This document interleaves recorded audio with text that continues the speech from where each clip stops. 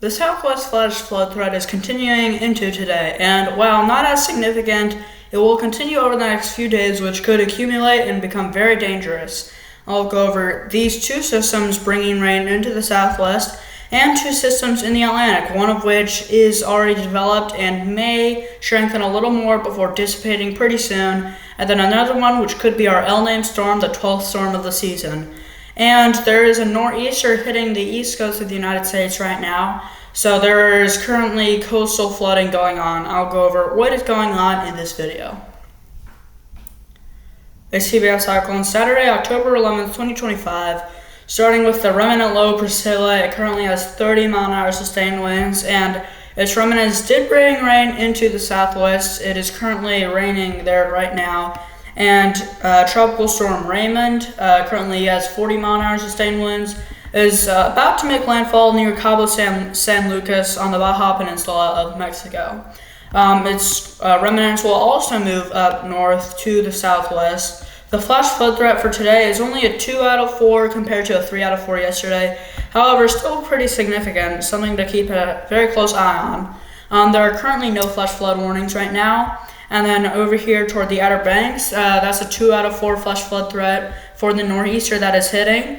The flash flood threat for the southwest continues into tomorrow. That's when the remnants of Raymond start to move through, bringing a 2 out of 4 flash flood threat. It is closer to the U.S.-Mexico border than today's, and then it moves up. The nor'easter flood threat moves up to the northeast, which is a level 1 out of 4 flash flood threat. So while not significant, still something to keep a close eye on. I will keep you updated on that. And also, day 3, this is Monday. There is a level 1 out of 4 risk for parts of Northern California, and then 2 out of 4s for parts of Colorado, Arizona, New Mexico, and then 1 out of 4 for the same areas and Utah, Texas. So this flood threat is continuing, and also it isn't just there. It's also on the east coast of the United States, Outer Banks at the moment.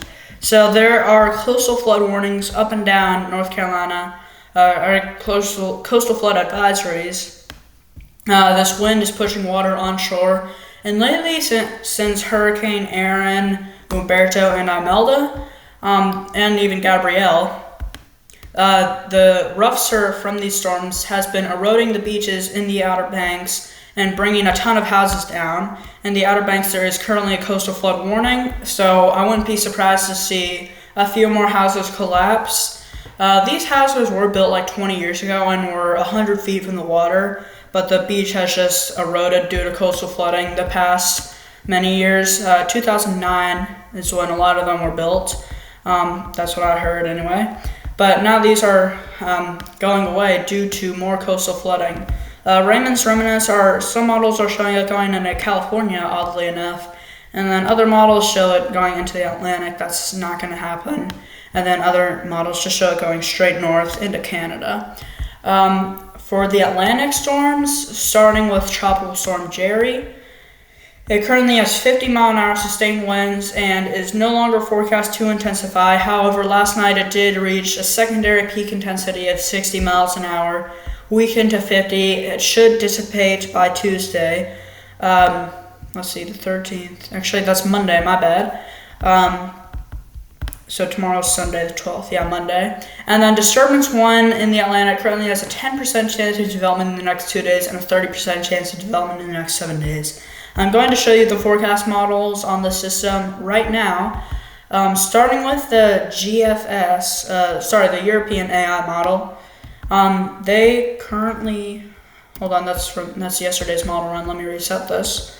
The European AI model is currently showing this system. They're currently showing Jerry not doing much, turning away from Bermuda. And then this little spin right here doesn't show a low pressure area. That could maybe become a tropical depression or a tropical storm. The regular European forecast model, they are showing maybe a tropical depression. However, they do not have a low pressure icon. And then the GFS, they show this system developing as well. It starts off getting maybe to tropical storm status. And then they show another system developing in the Eastern Pacific. Yeah, I forgot to show you that system. Disturbance 1 in the Eastern Pacific currently has a 0% chance of development in the next 2 days and a 30% chance of development in the next 7 days. I do expect that to develop.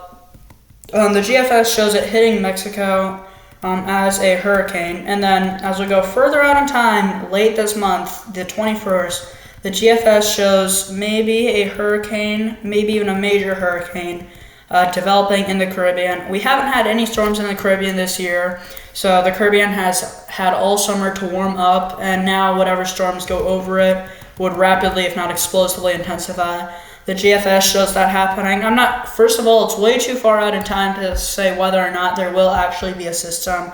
I'm not totally sure on that quite yet, but I will be monitoring any potential threats for the Caribbean, US, and Central America. That's it for today, guys. Thanks for watching, and see ya.